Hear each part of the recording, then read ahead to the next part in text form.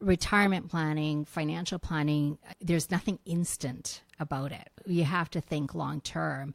And so we're fighting this battle. And, you know, I have a lot of people who tell me, well, I'm not going to worry about it now. I'll worry about it 10 years or 20 years from now. I said, well, what's going to happen when you're 60 or 70 and you run out of money? You can't magically come up with $200,000 or $300,000 or $400,000. It's impossible. I tend to use the analogy with health because everyone understands exercising and health. If you started tomorrow and you said, I need to lose 10 pounds, you can be disciplined and you can do it in about 3 months or 4 months, whatever it may be. You can't do that with money. I know too many people who are closing their eyes and saying, oh, it's not my problem. I'm well off. I go, well, what kind of a society do you want to live in? We need to lift everybody up and empower everyone so we're all okay.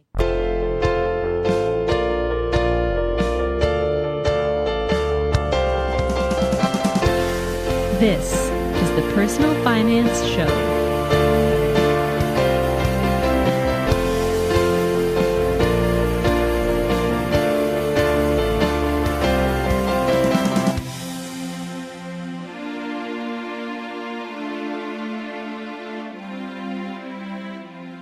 Hi, I'm Bo Humphreys, and this is the Personal Finance Show. Saijal Patel wants you to know that women are 80% more likely to live in poverty in retirement. This is terrible. Seriously, why is anyone living in poverty in retirement? If someone's retired, that means they've either worked at a job or a business their whole life or supported someone else who did in one way or another, and this person now gets to live in poverty? Why is this acceptable? Well, Saijal doesn't think it's acceptable. She started a company called Saij Elle where she helps women build the right money mindset and skills so they can own their financial independence and achieve true financial wellness. And the thing about Saijal is that she comes from the business world and knows how to talk to businesses as well as individuals. She knows that the system itself needs to be changed, and one of her mandates is to encourage businesses to build effective financial wellness programs. Financial wellness takes a village, and everyone has to be on board. Individuals, companies, the media, and the financial industry. There's a shift in the way personal finance is being delivered to the public, and Saijal is leading the way by helping reduce the money stigma and shame many women feel every day. Saijal joined me in the studio in Hamilton to tell her personal finance story. My parents had immigrated from India.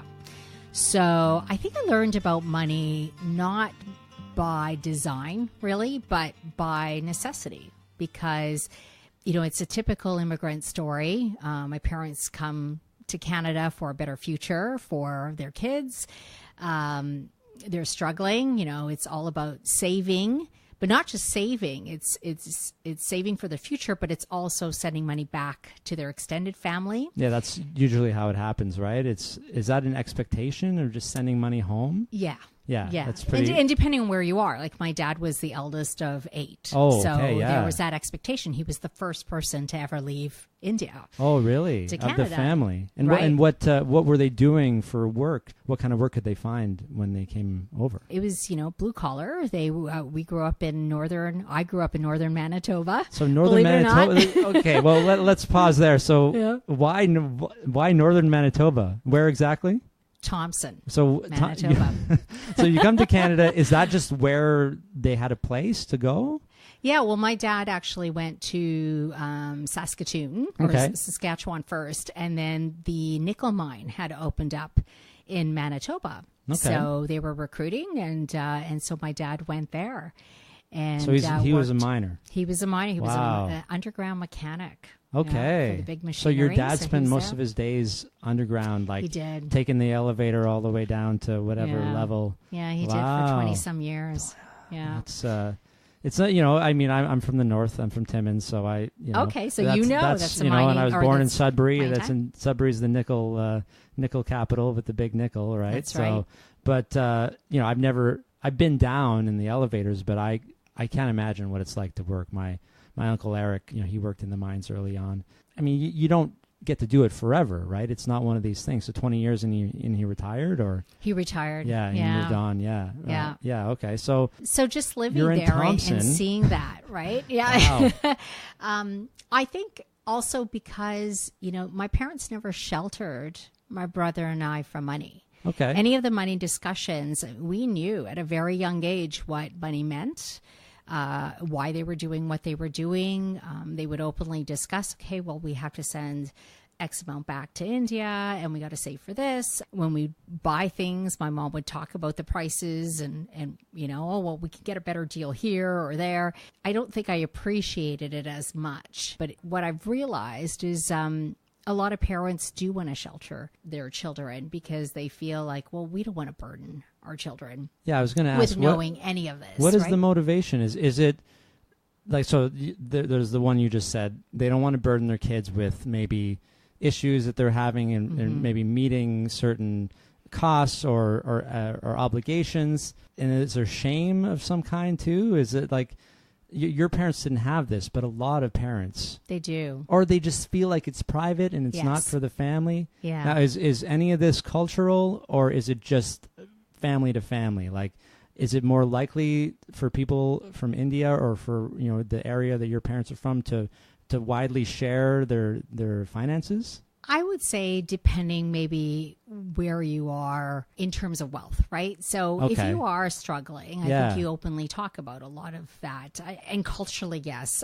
most of my friends who have Indian parents or are from Indian culture, not just Indian culture, even the Chinese culture, so just the Asian culture, we're a lot more open. So it's partly culture in that there's already openness there, and then there's this idea of, if you're struggling, maybe you wouldn't want to let your kids know so much about that. Yeah. But otherwise, just let's talk about money. Yeah. And let's I like talk about it. No, I mean, I didn't feel like they were really struggling. We didn't feel like we were, we weren't starving. My parents would buy us gifts. They didn't shower us with gifts, but we would take holidays. But we were just very open about that. I think the other factor that probably played into how we grew up was English wasn't my parents' first language. Okay. So when they did get their investment statement or their bank statement, at some point they would say, hey, can you help us make sense of it? So I feel like as a family, we learned about financial planning together. Interesting. Like I actually have memories of my brother, I think he was in grade 9 or 10, filling out my parents' tax return. There's so many things that are hard for immigrants, right?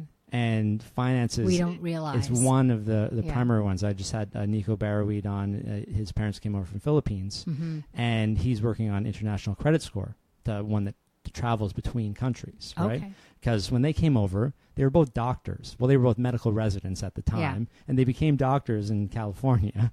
And still, their credit, they couldn't get like a loan or anything, even though they were doctors. Like if a doctor can't get a loan, I mean, because you need a credit history, and why would you have one if you're just moving?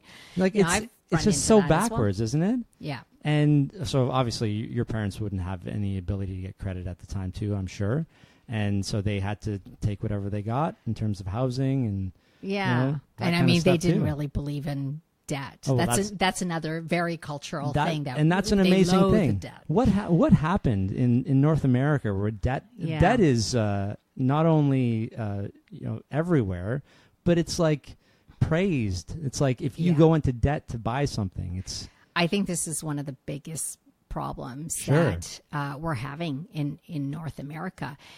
It's not a cultural. I mean, it probably is a cultural thing, but I lived in Asia for 11 years and I've just come back. Spoiler. Yeah. Spoiler alert.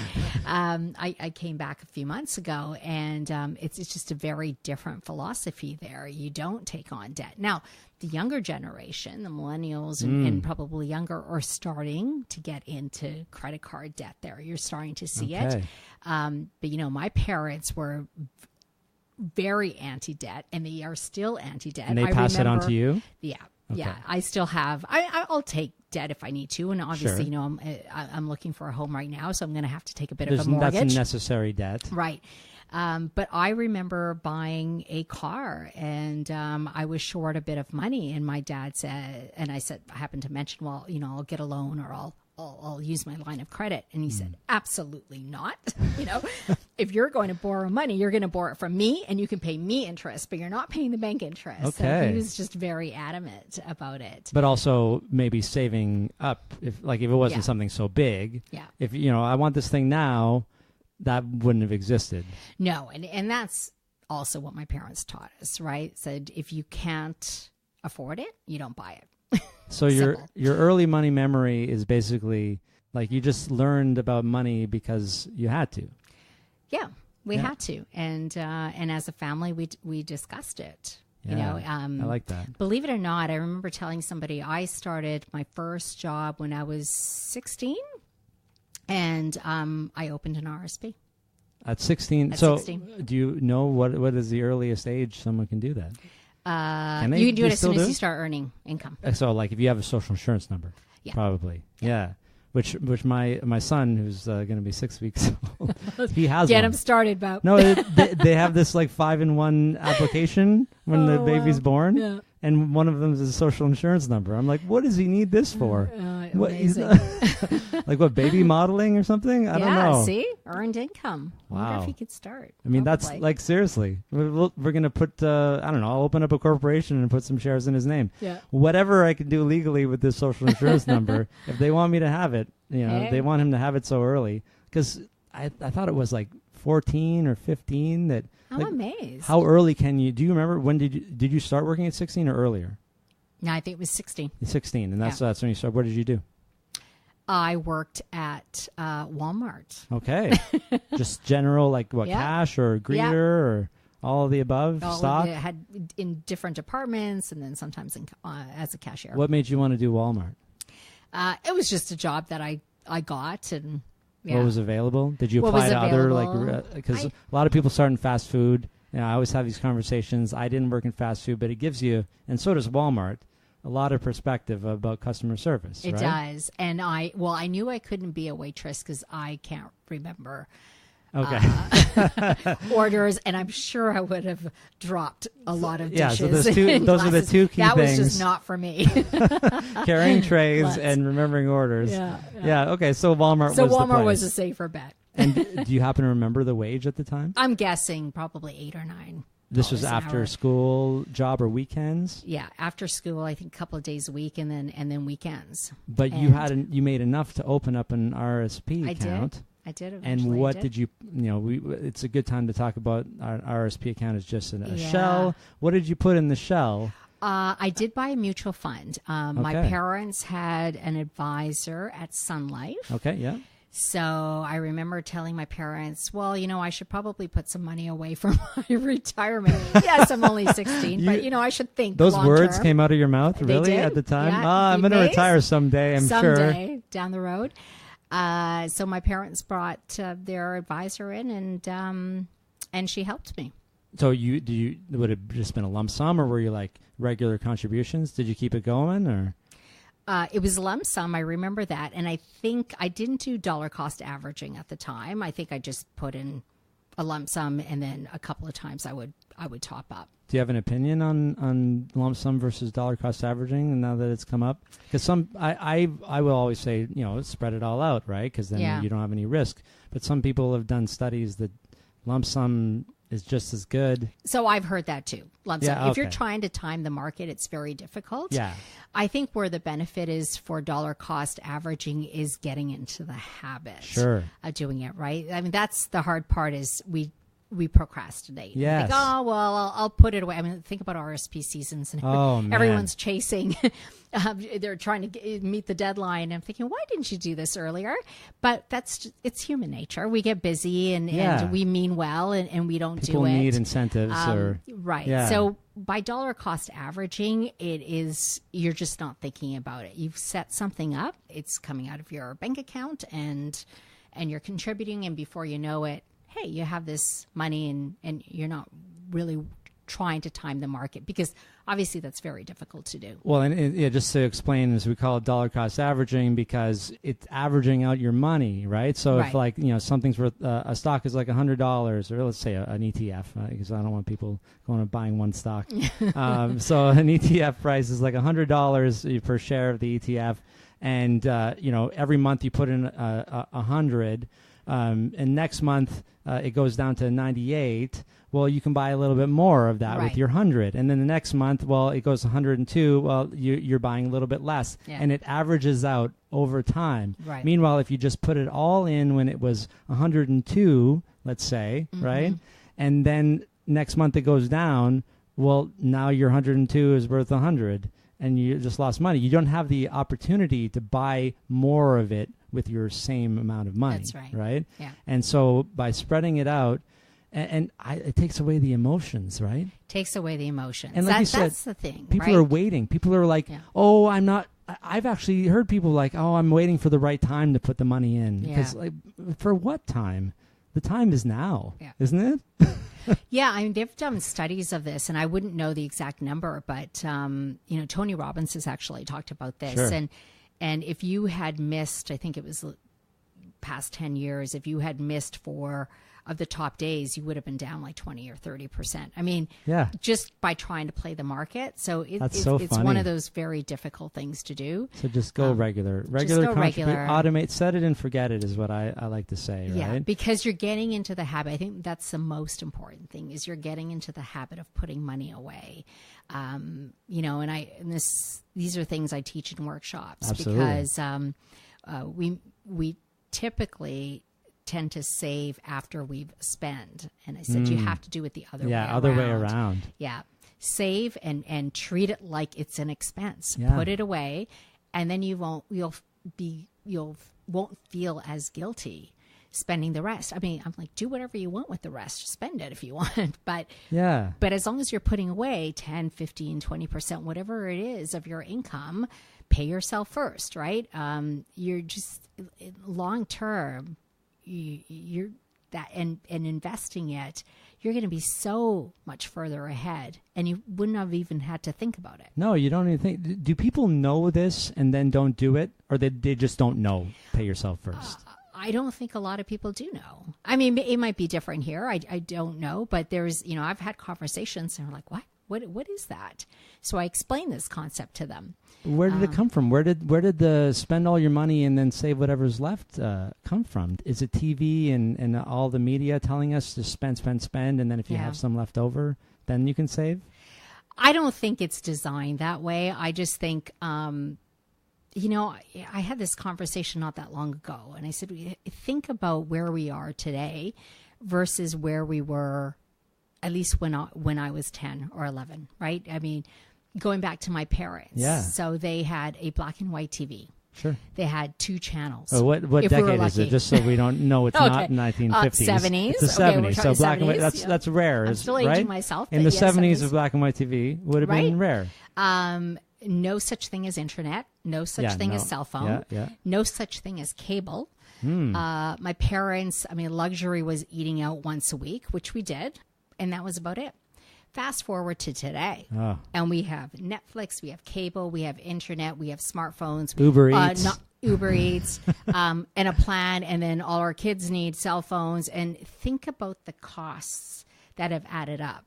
This is not just inflation. This is that it's just ballooned. And I would argue this day and age, we do need internet. Sure. Maybe not a smartphone, but we probably need a cell phone these days. We need to be connected in some way. So sometimes we don't think about how much expenses have actually gone up, and our wages have not kept up. And then we wonder why we're struggling. Mm-hmm. Then on top of that, we have on our phone, you gotta have coffee outside, and you gotta do this, and you gotta experience this food and spend this, and so we're inundated. And it's all normalized, like all this excess. Yeah. I drive Uber, right? I started in September. I've done probably 350 trips with Uber. Some of those, and how is it? Very few of those were Uber Eats because I did not enjoy that part of it. I love Uber. I drive people in the morning. Yeah. The money's fine. It's really just a nice way to talk to people. Right. And I like that aspect of it. Mm-hmm. But Uber Eats is, what I've noticed is it's people who definitely cannot afford this. And it's like you're paying almost double the amount of the item that you're ordering. To get it delivered, it's never more than like 5 minutes away. Like Right. it's like I'm driving an hour to deliver somebody like that special pizza that they love, in the city. Yeah. This is something that should not exist. And one of my biggest peeves for Uber for riders is kids taking Uber to high school. You're late for school, so you're getting in an Uber. Wow, what, really? What privilege? What entitlement to think you can take an Uber. When I was your age, I used to have to walk through 5 feet of Seriously. snow in minus 40. Have some foresight, have some planning. And if you are late for school, you walk and you be late and learn a lesson. Yeah. You don't take an Uber 3 minutes. But I'll tell you about what's happened is there is so much peer pressure. And when I talk about money too, I really delve into the behavioral part of it because we need to be a lot more mindful of money. Yes. We never think about money in that sense. We meditate. I mean, there's a lot of people who are meditating now, but when it comes to money, we don't think in that way. And I think if we actually just stepped back a minute and actually just thought about money differently, we would make much wiser choices. Because money's this thing, right? It's a dollar bill or a coin or whatever, but that's actually not what money is. Money is just a manifestation of our values and how we're attaching our values to it. And in today's day and age where we're stressed and we're bombarded with all this noise and information, I get why people say, I'm just too tired. I'm going to order Uber. It's convenience. Yeah. We're sold that, it should be convenient, but we're not actually thinking about the ramifications of that. Can or the I implications afford this, first of all? And what is this doing? Yeah, like why? And what's causing you to want to be this way? If we go dig a little deeper, maybe it's because you're working a job you don't like, or you're working too much, or you're unhappy and you're not dealing with that either. But that's another story. We can talk about that. Well, we are in an era of instant gratification, and this is what worries me because retirement planning, financial planning, there's nothing instant about it. You have to think long term. And so we're fighting this battle. And, I have a lot of people who tell me, well, I'm not going to worry about it now. I'll worry about it 10 years or 20 years from now. I said, well, what's going to happen when you're 60 or 70 and you run out of money? Yeah. You can't magically come up with $200,000 or $300,000 or $400,000. It's impossible. No, you can't. Very different. I mean, I tend to use the analogy with health because everyone understands exercising and health. I said, look, if you started tomorrow and you said, I need to lose 10 pounds, you can be disciplined and you can do it in about 3 months or 4 months, whatever it may be. You can't do that with money. No. Yeah, that's you can't accelerate it, right? No. It's a long-term game. Compound interest is the key, right? Dividend reinvestment. And it's magical. It is magical, It and really it really happens. Once you have the big bulk of money, then the magic happens. But you need to build that up first. And we can let's table this. We're going to talk about it a little more later. Let's go back to you. So this is what you know now, obviously, but you didn't always know this. Your parents were obviously frugal and wise with money, and because they had to be, right? They had no choice, and were they saving first? They were saving first, and then keeping the luxuries down, right? Dinner out once a week. So you took this on. It seems, right? This became your personal guide, and you're opening your RSP. I did. When you're 16. My parents had a mantra: save, spend, share. Save, spend, share. That's right? fantastic. That's great. So you carried this forward. You're finishing high school. You're still working at Walmart. Did you work at Walmart the whole time? For a couple of years until I went to university. You did. So it was all high school. Yeah. Okay. So then you went to university. Where'd you go, and how was it paid for? Went to University of Manitoba. Okay. In Winnipeg. Big city. Big city. Boy, was that a big city compared to Thompson. I was like, wow. How was it paid for? My parents helped. My brother was there already, so we had a house. It was my uncle's house. So we had a place to live. We shared that. He was in med school, so I barely ever saw him. Okay. But, and I used whatever my savings was for spending, pretty much. But my parents did help. So they helped, because tuition. I suppose by this point, your dad has been in the mining business for a while. Yeah. And underground, he's probably making okay money. Yeah. Yeah. So it's not like he was struggling. They started early. They came over. They had to build it all up, send money home. But after a while, mining money is good money. It's just hard work. Yeah. Yeah. So it's like danger pay. Again, right? Asian family, you invest in your kids' education. Yeah. Oh, did they do RESPs or whatever? They just put money aside. I don't know. They I don't think have RESPs RESPs. didn't. Okay. Yeah, they didn't exist. But whatever. I'm aging myself, but they didn't exist back No, then. for a lot of people, early days, I don't even know. I meant to look this up because the last time I talked to somebody about it, we weren't sure when they started. But, I mean, you could have just put money in something, right? And may pay the tax on it, I guess. Right. But they put money away for you. Okay, so they paid your tuition, and you were working during school? I wasn't. No. They were very much focused on Okay. school. But I did work every summer. Okay, and you didn't do Walmart?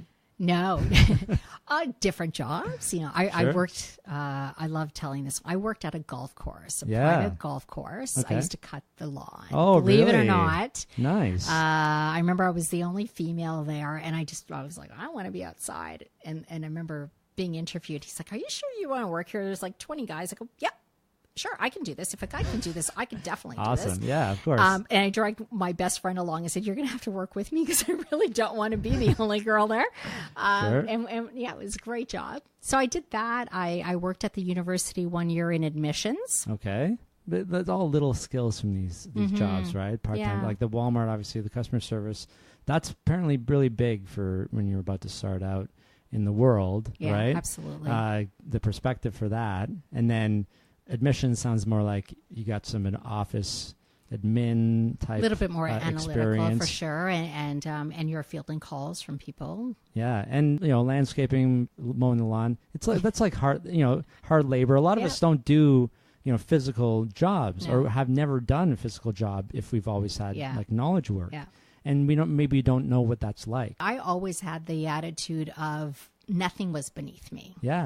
Go in Great and attitude. do your best. Sure. And do it with pride and learn something from it. There's every job out there You're learning you can learn something from. You're always going to take something, even if you hate it. Any bad jobs in there? No, or I not don't so really- good ones? I guess you would remember. that. if I it- actually enjoyed all of them. That's good. Well, it's because of your attitude. I mean, I'd like to think so. I don't know but- if you had the option of not enjoying it. If you go in with that attitude, you're just going to be like, yeah, this is it. And, I'm going to learn something from this. Hey, I learned that. Yeah. And some people are like, oh, being outside, I get sunburned and this or that. I or loved it. I get heat exhaustion, Right. from one. I'm allergic to grass. I couldn't do that. Not all summer. I can be out. I can have fun. I can do things. But if I had to do that for work, not possible. I learned for a lot me. about a golf course and how it's put together and Interesting. maintaining it. Did you pay it was a attention to great the thing. back end, like Yeah. all of that stuff too? Yeah. So you're picking it all up. Okay, so what did you take in school? I took finance. Okay, and I why? did. I Why? took finance and accounting. How did you know? Did you take accounting and finance in high school? No, I didn't. Here's what's interesting. I was going into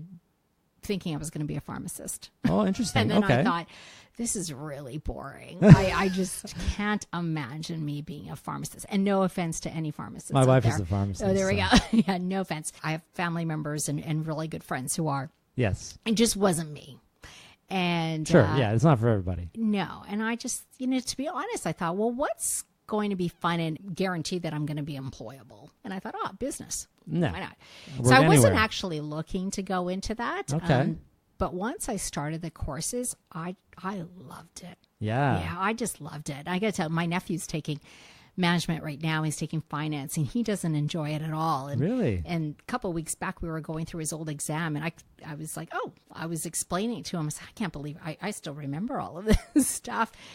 But yeah, I loved it. So when you say Loved it. finance, just for everybody listening, what does that specifically mean? Because there's a lot of different ways to look at business, especially. Right. But, Corporate finance, Yeah. economics. so was it analyzing, like looking at businesses specifically? Yeah, a lot of it was looking at businesses analysis and accounting as well. Yeah. Right. It all just kind of folds in there. Right? Yeah. I took a general business degree and I focused in accounting. Right. So yeah, it's right there on the wall. There we go. Bachelor of Administrative and Commercial Studies. University of So I'm really good with Western. Excel. Right. I went to Western, and I got this registered retirement consultant designation thing too, which really just means I know a little bit more about, just the things that happen in retirement. Well, see, that's interesting, right? Because personal finance Yeah. is not taught. Yeah, It's it's not not part of a management, at least when I was there. Oh yeah, it was none of not this was part personal. of It was like manufacturing business. Yeah. Like I took management, a accounting, strategy class on how to operate supply chain. Right. And I'm like, well, okay, but I don't know how to balance my checkbook at the know. time. It's like, how are we learning this, but not the one hand and not the other? It Why? is my biggest Sure. pet peeve. Absolutely. That this is not taught in high schools. Yes. The reason it's not taught is because teachers don't feel comfortable teaching it.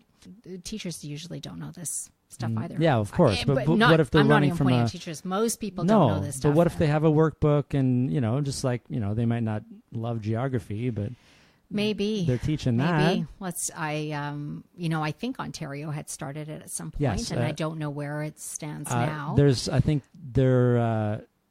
some funding in the last couple of years, moving in the right direction. It needs to be taught. It's a basic life skill, but not enough. And I think the biggest thing is they're not really in the right mind, the frame of mind, to absorb that stuff at that time. Teach it all you want in high school, but it's later in life when they're gonna really be listening. Yeah. And so that's why we are still needed. That's why you are still needed.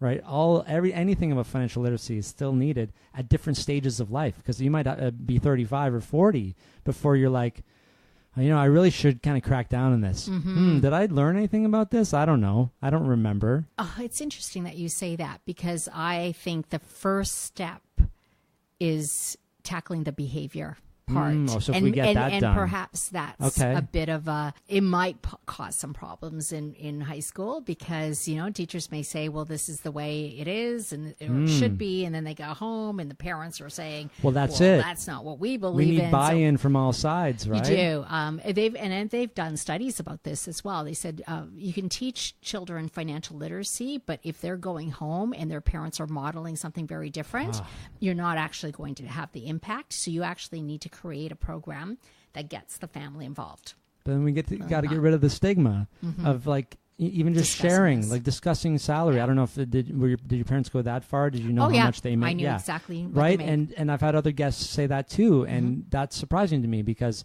my dad was a dentist, right? I could have an idea of how much, but I wouldn't ask him.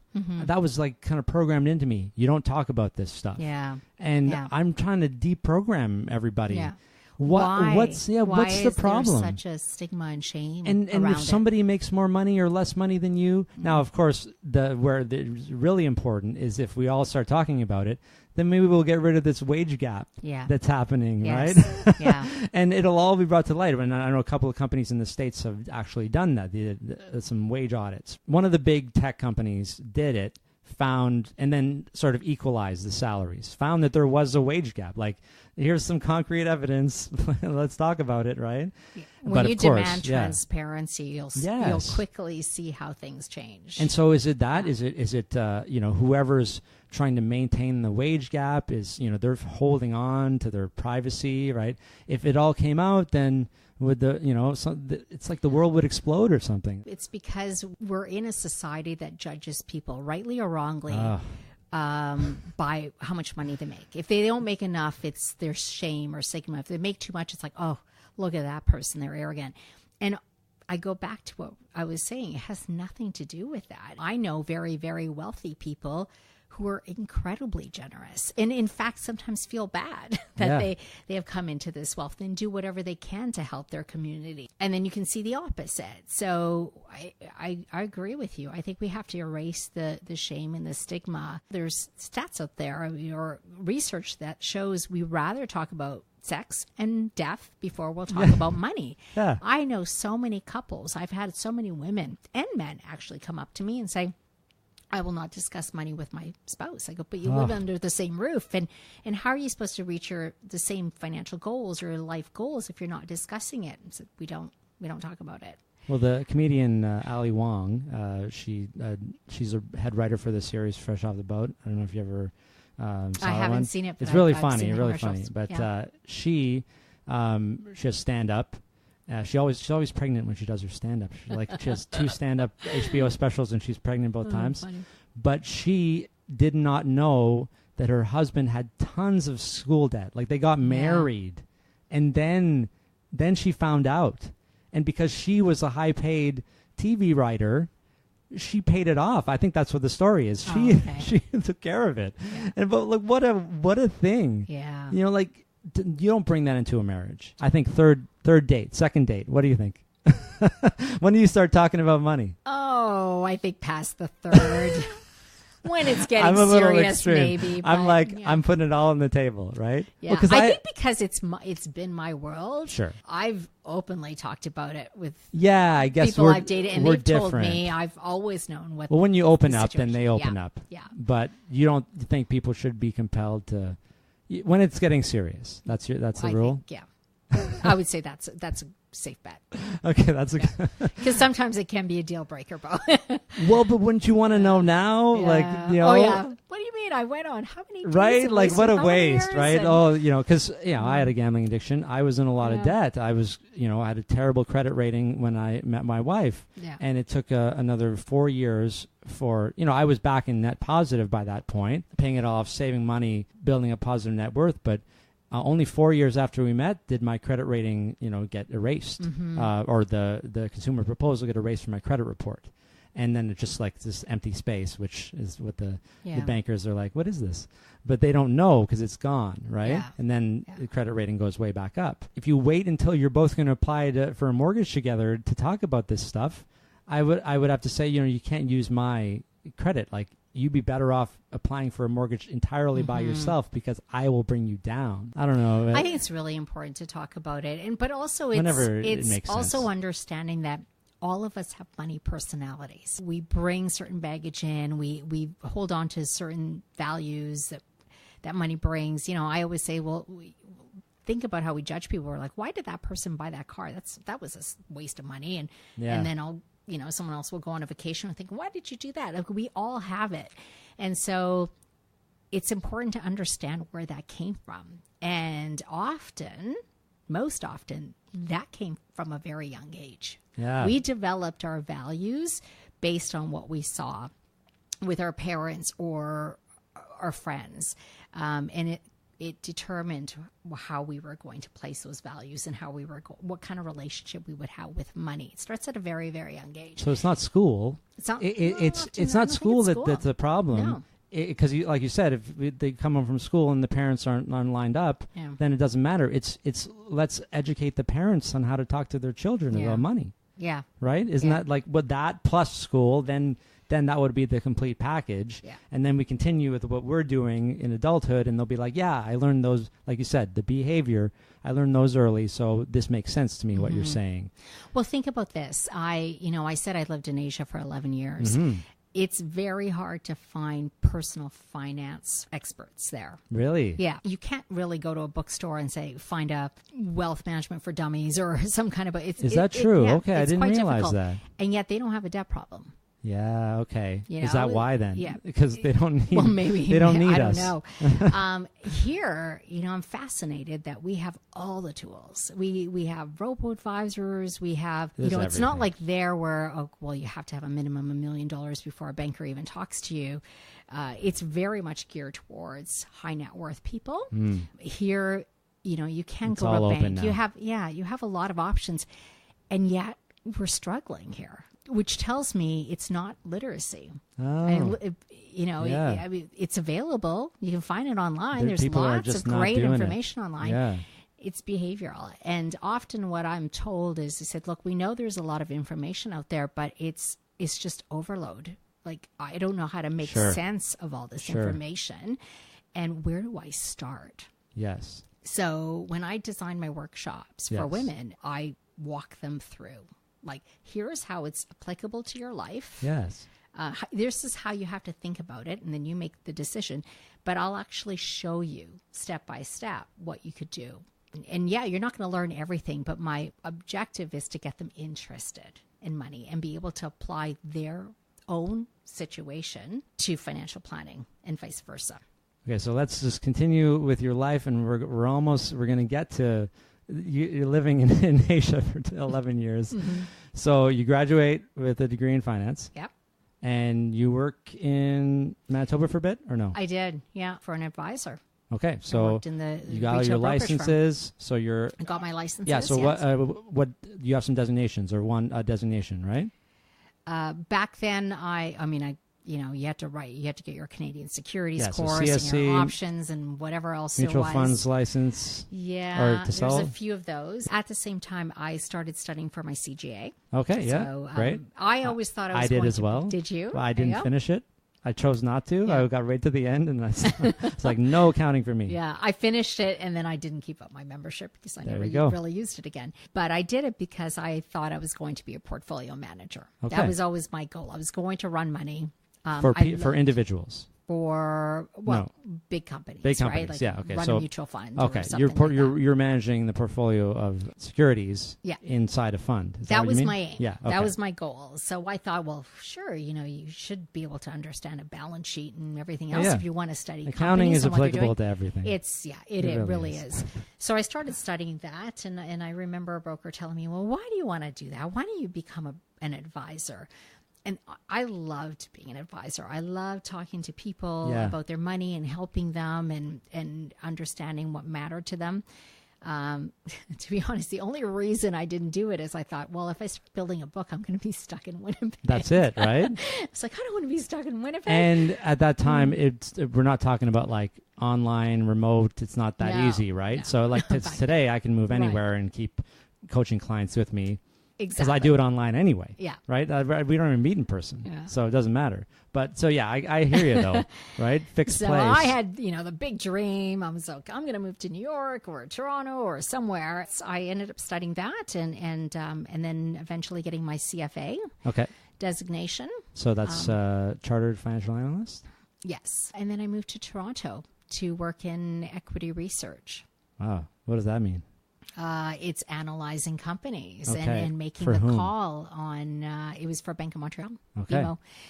And Making the call about what? whether you should buy a stock or Sure. sell a stock, looking at Internally? a company. Yep. Yeah. Yeah. So it, Excel and models and, Sure. and talking about all of that. So that was, I don't know how much I really enjoyed it. I think it was probably the sector I was in, which was pipelines and utilities, which was a little bit boring. So you're behind the scenes for Yeah. this. So you go from financial advisor working with people to behind the scenes. Nobody sees you. I picture a closet or something, but no, you're just in a cubicle probably. I would talk to portfolio managers. Sure. But that was it. That's it, right? But became- nobody it on was the outside. institutional. Right. And then somehow you go from there to being on TV in Asia. I always thought journalism was a very noble profession, but I loved the business side of it. Yeah. I loved the finance. So I had a friend one day, I was traveling and he called me and he said, hey, BNN Yeah, is looking for a producer. Do you want to do it? in Canada. In Canada. Yeah. I thought, well, he said, well, I'm warning you, it's like half the pay, less than that. But I just thought, you know what? Why wouldn't I try it? I'll But you try don't have it. any background in TV or anything. No, nothing. But they But I like the knew finance business. part. So But I knew that was business. more important Yeah. at the time. Interesting. Yeah. And so I learned the other skills. But Okay. what I found was when I was actually doing the research packs for the anchors Yeah. and putting the questions, the feedback I was getting from the anchors were saying, wow, you really know this stuff. Like the yeah. CEOs are telling me I just asked the best questions. So they started depending on me. And I thought, yeah, Ooh. well, maybe I should be on Sure. air. Which was crazy at the time because I was one of the shyest people. Yeah, you would yeah, ever- like- you wouldn't guess now No. that I was, but the thought of being on TV, I just wanted to throw up just thinking about Well, that's so funny that you would Yeah. you would go for it. Well, why would you go for it if you were so shy? It was I just think because challenging? I felt like I had something to give. You know, Sure. Okay. I had a viewpoint. I understood this stuff, and it was a great medium to be able to talk about it. Mm-hmm. I did that, and then I ended up getting a job at CNBC in Singapore, being a correspondent there for 6 years, covering Asian markets. How does Singapore come up? Like, how do you go from one country to another? How does that happen? I applied. Just apply to I it. applied, thinking it was a long shot because it was CNBC, which was kind of my dream job, and I got it. Wow. Yeah, I got it. I mean, the feedback was they could train me up on on the on-air. Yeah. Although they had seen what I was like because I sent them a demo tape. But they knew I knew my business stuff. And they said, you know more than most of our anchors. So, okay. Yeah. So I knew I had that edge. So that's the most important thing, it seems, then. Yeah. Yeah. You know, I mean, obviously you would have to have a voice and a personality as well, of course. and things like that too. If your demo tape was terrible, I'm sure it wouldn't have the business stuff wouldn't have overridden everything. Yeah. But so you moved to Singapore. I moved to Singapore. And it's terrifying. You were in Singapore 6 years. 6 years, and then where after that? I came back thinking I was going to stay. I thought I was away long enough, and I was missing my family. I was anchoring at BNN. So I was back at BNN again. But, at the time, I knew that the whole journalism industry, it was changing. Yeah. And not necessarily for the better. So I knew I had a shelf life. I knew I wanted to get back into the industry in some capacity. So I was figuring that out. And then Manulife came knocking and said, "Hey, do you want to run our PR in Asia? You have to come back to Hong Kong." And I thought, well, here it's a big insurance and wealth company. Sure. So I went back and I did that. And it was obviously a very different skill set. I'm learning because you don't have PR experience either. Like it's like all of this stuff is really peripheral, right? It's like, sure, you're communicating with the public about business on TV, but that's not technically PR. But it helps with a PR job. It does. And knowing your stuff obviously helps with all of these jobs. Yeah. And often just communication in the strategy part, you do have to understand a company's strategy. That's it. And how the communication piece fits into conveying their strategy. But and also we shouldn't forget that you have a business degree and you're a chartered financial analyst. Right. So all of this stuff helps people too. Like people could get jobs just with those things too, right?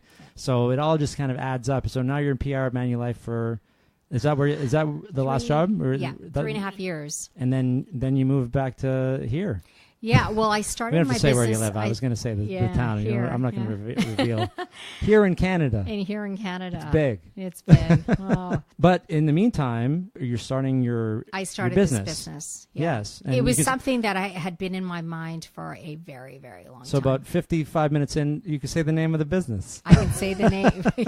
It's about time. So Saij Elle. Yeah, Saij Elle. Which is a play on wise women. Yes. Oh, I like that. Right? But and my name. And your name. And right? my name. Exactly. Saij Elle. Yeah. And then Saij Elle. Yeah, it's so close. 2 different words. I like it. Yeah. Because, in the back of my mind, everything I was doing leading up to this, Bo, was I realized that there was a huge gap in the media industry, in the financial industry, in really helping people reach financial security. Right. And you were talking globally, but you noticed it locally where you were. Yeah, but it's everywhere. Globally. Yeah. Just because the industry is designed, I mean, you're taking care of your investors, your shareholders first. I hate to say it, but that's the reality of it. And you're starting to see this shift now that they're like, well, no, we have to think about our customers because that eventually will lead to profits and what matters for them. And so I thought, I really want to use all my skills. So the financial skills, the journalism skills, speaking, even the PR and the communications and the strategic stuff that I had learned at Manulife and elsewhere, of putting something together where I can really help. In my case, I chose women. That's the niche I've gone after for many reasons. Women are uniquely challenged, and we talked about the wage gap. Yeah. So they make less, they live longer. They typically, I like to use the term financial capability because it's not just literacy, as we've talked about. It is behavior, confidence, how much we engage with the financial services industry. And on all of those fronts, women like men. And by the way, men aren't great at this either. If you actually look at the stats, they're not fantastic. They're not rock stars by any means, but women do lag men. Okay. In all of them. And yet, when you think about all of those challenges, because they are saving less, they're entitled to less pension, they're 80% more likely than men to live in poverty during retirement. Oh, wow. And yet a lot of women don't know this. And of course, in today, if anyone's heading to retirement today, they started in a time when the patriarchy was rampant, Yes. and they didn't even have really much of a Yeah. choice in any of this. Yeah. And I saw a little bit of your YouTube video where you were talking about someone whose husband died, Mm-hmm. and the husband was taken care of. You know, like, it doesn't even have to be husband-wife sort of situation. No. If somebody else is taking care of all of your money, that's no good, You're right? vulnerable. You're vulnerable. And then really something are vulnerable. happens to them, or you disconnect in some way with that person, and Yeah. now you don't know how to pay a bill. Yeah. What It's scary. a terrible thing to think about. It Everyone should really be is scary. empowered in that way, Yeah. right? Yeah. And that's sort of part of your motivation as well. It is. I tell people all the time, no one's going to care about your money more than you. Yeah, No one. that's right. not your spouse, not your parents, not your kids. No one.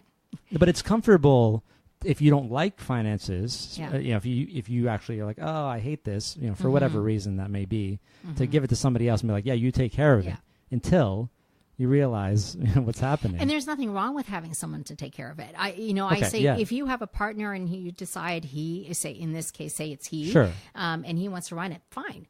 But you still need to know. Understand. Yeah. Yeah, you need to know where it is. Yeah. A lot of people are like, I have no idea where our money is and what happens. I'm like, what happens if you get divorced or he passes away, or Yeah.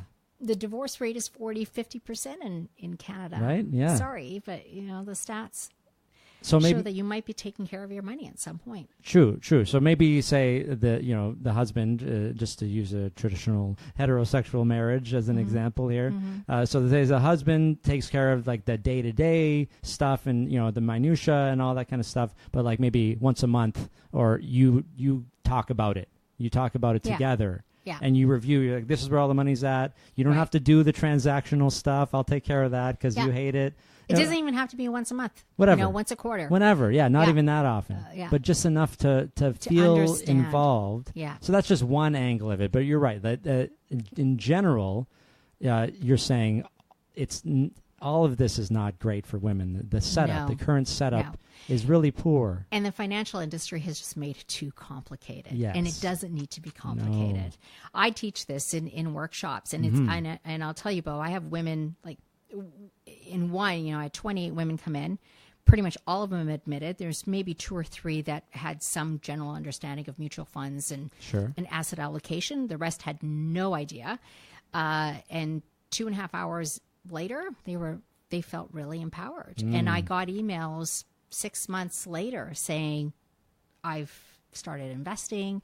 Thank Nice. you. I've started saving. It actually wasn't that difficult. I go, it's not if it's taught the right way. And you make it relatable. Because words And- like asset allocation Right. is But confusing. then you explain yeah, then you explain what it is, right? Take out the jargon. There's Yeah. no need for it. I think that's a skill I learned being in TV. Sure. Is, maybe not CNBC because it's very jargon heavy, It's but supposed to be BNN for- is yeah. not. It's Okay. really geared towards retail. And I'll never forget one of the anchors that I used to produce for. And, I used to use these big words like Yeah.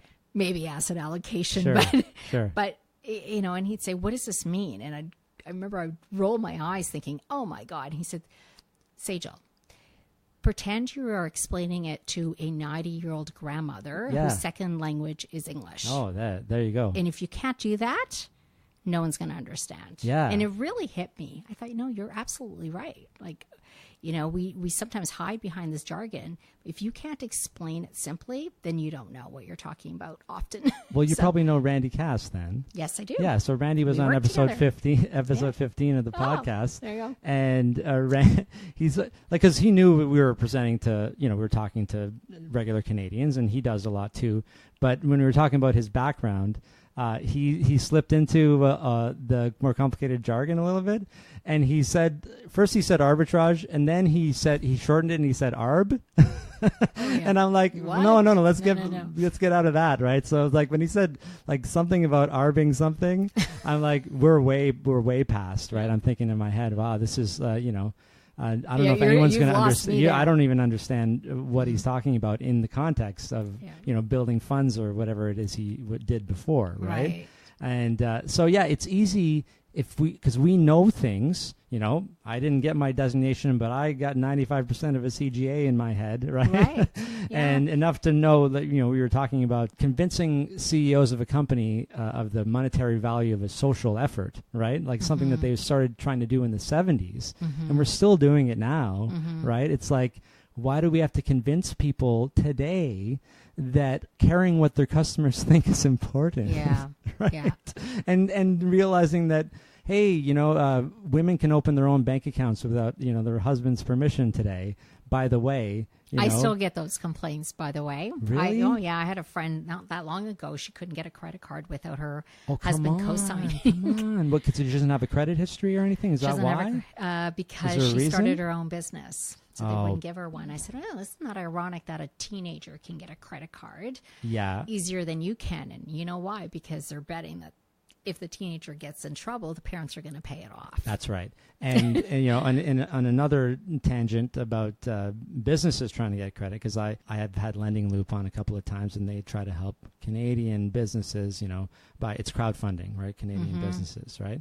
And people go to Lending Loop because the banks, they want them to take out a personal loan when they're going for a business loan. And they're more likely to give them a personal loan because of whatever rules are set up for that. Yeah. And it's like when they have history and they have profits and they have all of this good stuff, the banks are still tough on them. And it's like, let's help individual Canadians sort of grow. There's so many problems with a lot of things in the Canadian personal finance area or general finance of banks. And one of them is still not knowing how to talk to women. Yes. Yeah. And we can't fix it unless there is demand from women as well. And this is what I tell a lot of women. I said, listen, I've worked in the industry for a long time. They have a lot of competing goals and priorities. And as much as they know they probably need to do something, it moves to the bottom of the pile until women start being vocal. And the way you be vocal is also be educated on what it is you need and what it is you want and how to actually work with the financial industry.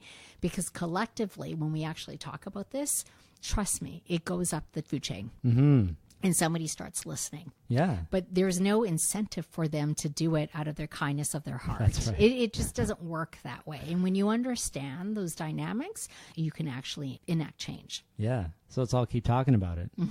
What you're talking about is not just good for women, it's good for everyone, right? It's good for guys who aren't that guy who is like, whatever the target market is, for the bank, the guy who just wants to talk about buying stocks and I don't know what it is. Who are they targeting, really? Typically, men are thinking, okay, we're going to invest, we're going to make a return, and that's it. Women will think much more holistically. So they will look at the different pieces and say, okay, how does that fit into my life goal? I want to retire. I want to pay for our kids' education. How does this product actually fit in? And men usually have very different conversations around that. I'm a woman in this example. Yeah. Absolutely. It might be because your I background, consider you well, get it could be because of that. You're right. And maybe if I didn't have the experience that I went through, maybe I would be thinking more like the stereotypical man in this example. But I just feel like there are less of those guys around. I don't think this person exists so much. I think they're retired. I really, what I mean? Could be. I think they're closer. I think everyone is closer to the example you just gave of how women are. I think everyone is more about holistic these days than they are just about, I'm going to buy some stocks and get me a return, right? And not think about why or what. This is my hope. Maybe this is not the actual truth. Well, let's hope, because, investing is just one aspect of financial planning. Absolutely. And you do have to look at it very holistically, which is, sometimes I do think the financial industry gets a bad rap for the wrong reason. They're not perfect. There's a lot of things I can point the finger at them for. But, without the financial industry, we wouldn't have economic stability. And so when I actually was looking at my business model, I thought, great, I can educate women and empower them. But if they're not comfortable working with the financial industry, good point. we're not making the impact. Yeah. So you have to we change actually that too. have to bring the two together. Yes. Anybody. In my case, it's women, but it's really anyone. We have to start bringing the two sides together and start having constructive conversations about how we're going to fix our financial security gap. And maybe one of them is bringing down the commissions and stuff. Absolutely, it's probably too high. And fintech is actually changing the game now. We know that. Fantastic.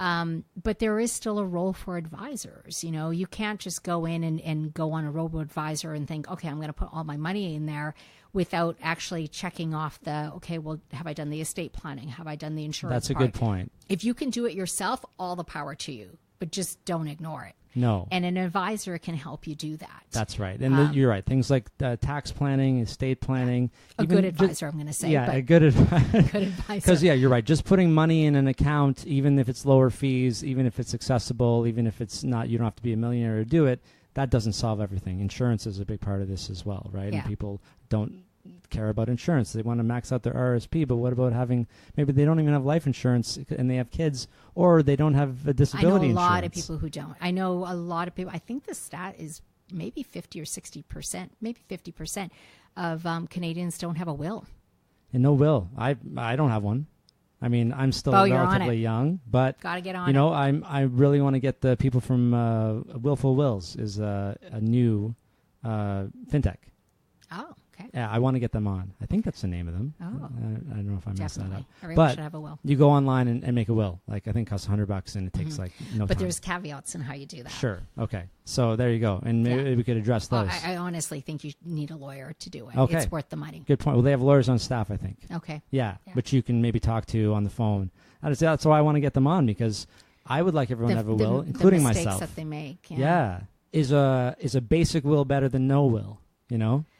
No, because Okay. if there are holes in it, you're going to have to go to court anyway. Sure. Okay. If they can't make sense of what you were actually intending to do, there's too many loopholes. And with no will, it just whatever the statutory regulations are, it goes to you're basically doing the same thing to your family. If it's not well done or it's not done, you're basically having to go I to see. the court. So they would have to go to, and then the court would decide that this is really terribly written, and we're going to do what we would do. And all the money goes to your spouse or children or whatever the lineage is and whatever the basics are. Interesting stuff. Yeah. So no will, no insurance, no, but it was RRSP season. That's important, right? Let's make sure we max that out. Why is so much emphasis on that, right? And not on all of these other things. So I totally agree with you. Holistic management, and I love what you're doing. Just because I love the way that it affects our whole industry as well. It's helping women become more financially empowered. I guess is probably the best word to use. I don't want to say literate.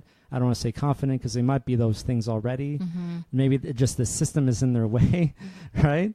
Yeah, I think the end goal is. It goes? I think the end goal is we want people to feel financially secure. Yes, and right now there are too many people who are at risk of outliving their savings. Sure. And I always say this is not an individual problem. The onus can't be just on the financial industry. It's the government plays a role, education system plays a role, the industry plays a role. We as individuals pay the most important role because it's our money.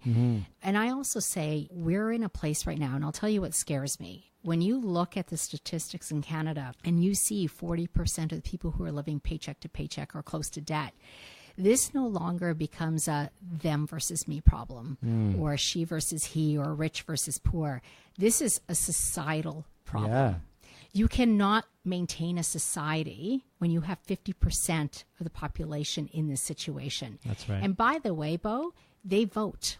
Who are the politicians going to get those votes from? If they need those votes and they say, hey, I want you to raise taxes to 70% because somebody has to fund my lifestyle, it's going to happen. Yeah. Like, we're not even thinking about that. And I hate to be the mirror of bad news, but think down the road. I know too many people who are closing their eyes and saying, oh, it's not my problem. I'm well off. I go, well, what kind of a society do you want to live in? Yeah. We need to lift everybody up. and empower everyone so we're all okay. I totally agree with you. Yeah, I've always said I'll pay a bit more taxes if it means, there's a park or somebody doesn't have to live on the street. Right. It's probably not going to affect me that much, is it? No. But people are just concerned with the bottom line, and I think you're right. That needs to change. Yeah. And it's not necessarily, raising taxes isn't going to fix something. No. If you're giving somebody money and they're spending it all or not managing it, that's actually the issue. Oh, yeah, I know the feeling. Right. Yeah. So we need to have these conversations, and because I really do feel we're all in it together. Yeah, if somebody would have given me $1 million when I was thick in my gambling addiction, it wouldn't have mattered. I would have gambled it all away. Yeah. Right? You got to fix the underlying problem. And in this case, it's behavior. And we have to start talking system. about it. It really comes down to that, doesn't it? Yeah. It's not why we do these podcasts. It's why you made your business. Yeah. It's why you made all those really well done videos. It's your background. Right? It's why you've had me on, so I really appreciate that. Yes. Too, well, no, and thanks for coming. Thanks for coming to the studio. This is good, especially since I have a 6-week-old baby. It's beautiful. It's hard for me to go places these days. I'll go when I have to, but the fact anybody who can make it to the studio is very much appreciated. And I'm probably just going to go to sleep right after this. Great. Well, thank you for having me. Hey, perfect. And that's episode 77. Again, you can find Saijal at saijelle.com, SAIJELLE.com. If this was your first time tuning in, you should check out my 75th episode, where I have 1-minute segments for each of the 74 episodes that came before. It's a quick way to find an episode you might be interested in. If you're a regular listener, thanks so much for downloading the episodes every week. Another way you can support the podcast is by going to my Patreon site and becoming a patron. The link is at the end of the show notes in most podcast apps. Otherwise, just head to patreon.com/BoHumphreys. That's patreon.com. And actually, if you Google Bo Humphreys patron, the link's right at the top. Thanks again to my guest, Saijal Patel, for sharing her personal finance story. I'll be back next week with Owen Winklemolen, founder of Plan Easy.